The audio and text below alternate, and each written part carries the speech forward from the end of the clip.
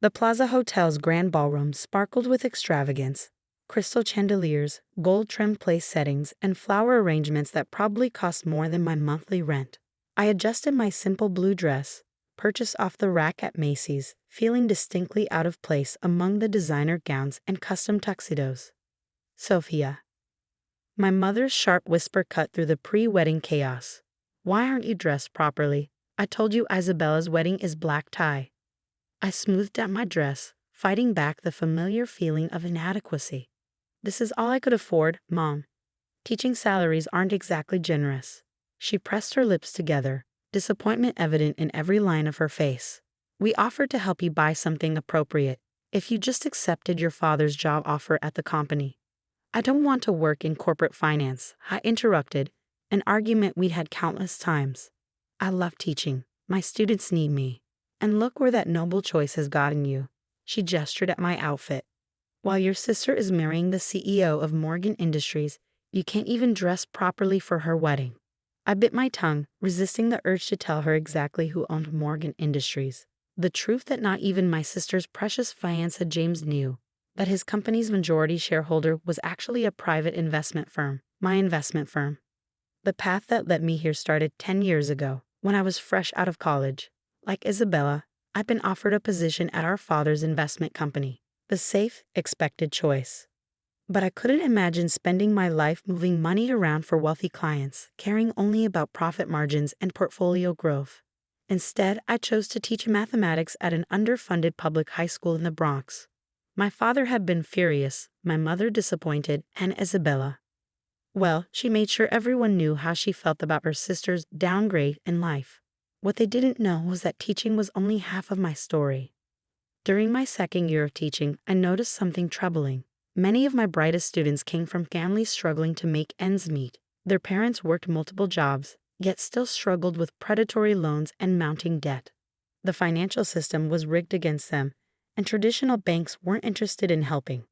That's when I had my idea. Using my savings and my knowledge of finance, I did graduate with honors in economics, after all.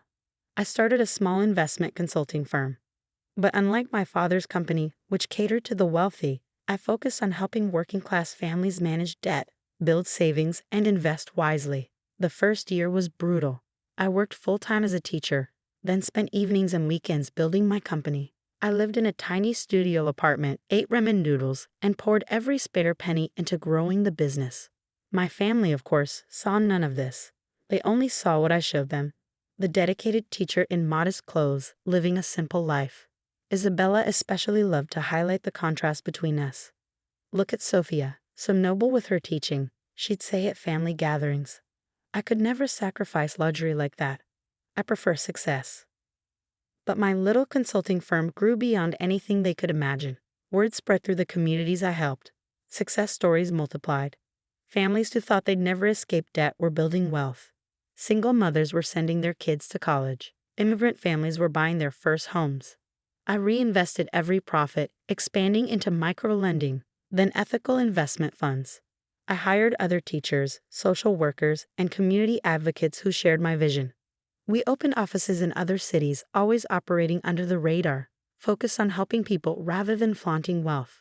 5 years in, my company, Phoenix Capital, had become one of the largest private investment firms in the country, though few knew who actually owned it. I maintained my teaching job, not out of necessity, but because I loved it. My students kept me grounded, reminded me why I'd started this journey in the first place. Then came the opportunity I hadn't expected.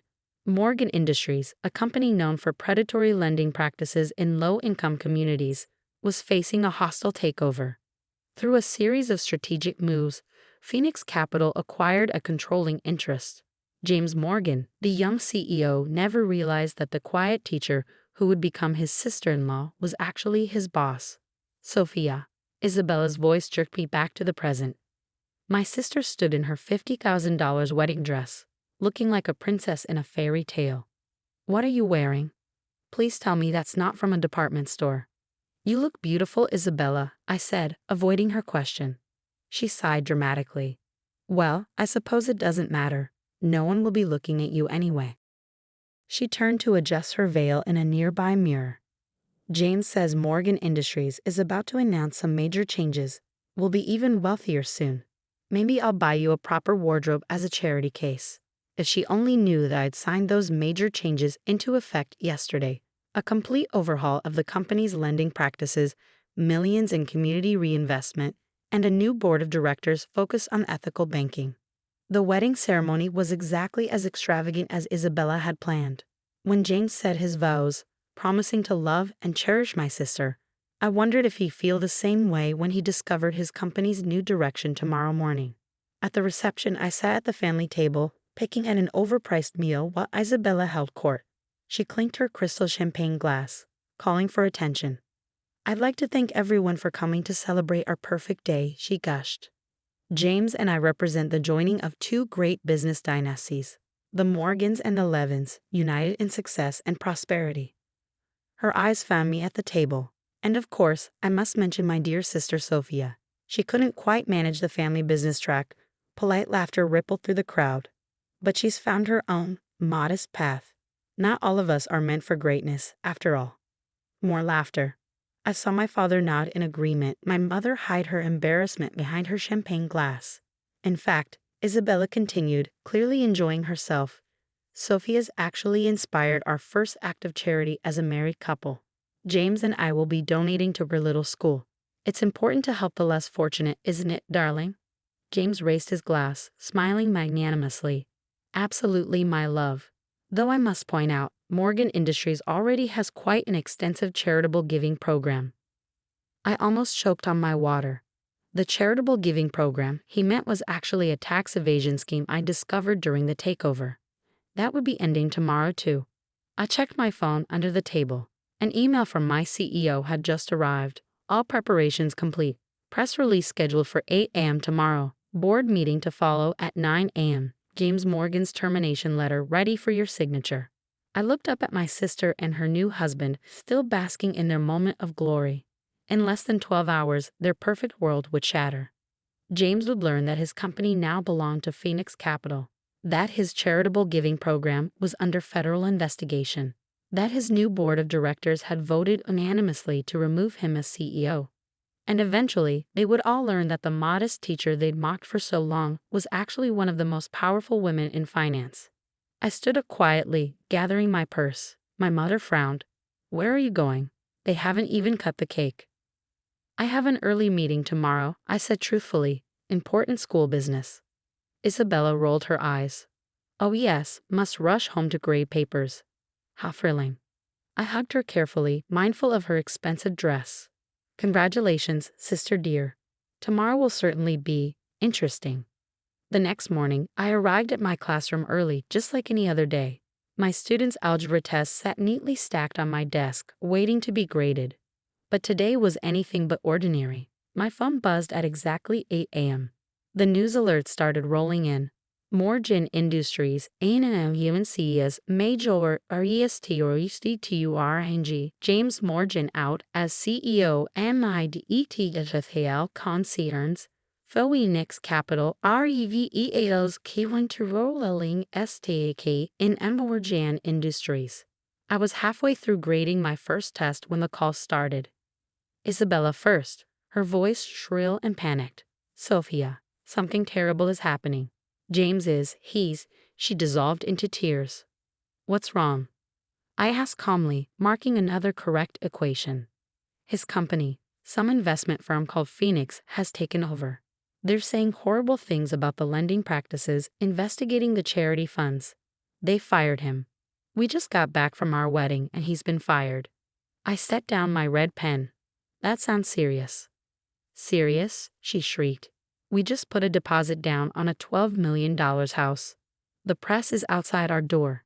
Dad's trying to handle it, but—" On cue, my father's name flashed on call waiting. "Isabella, I need to take another call. Good luck with everything." I switched lines. "Hi, Dad." "Sofia, where are you?" "We need everyone at the office immediately. This Phoenix Capital situation, it's worse than we thought. They're not just targeting Morgan Industries, they're exposing the entire network of affiliated companies. Our firm's stock is dropping." Of course it was. I'd spent years mapping the web of connections between my father's company and various predatory lending schemes. "I'm teaching Dad." I have a class in 20 minutes. Teaching? Your sister's life is falling apart. Our family's reputation is at stake. And you're worried about teaching. My students have a test next period, I said firmly. I'll come by after school. I hung up as my first period class started filing in. Maria, one of my brightest students, placed a newspaper on my desk. Miss L, isn't that your brother-in-law's company in the headlines? I smiled. Focus on your test, Maria. Sometimes life has more important lessons than algebra. By lunch break, my phone had over 50 missed calls. The latest news updates were even more intense. Phoenix Capital ANN of UNC is $500 million calmumity regan v estime anti program. Morgian Industries 2 FORJV predatorily OANs. Mysterious feat Oenix Capital FOUNDA. Wall Street's Robin Hood. Then came the text I'd been waiting for. From James himself. Need to meet with Phoenix Capital founder immediately. Willing to negotiate. Please ask your father if he has connections. I replied simply, check your email. The email I'd sent him contained just 2 attachments.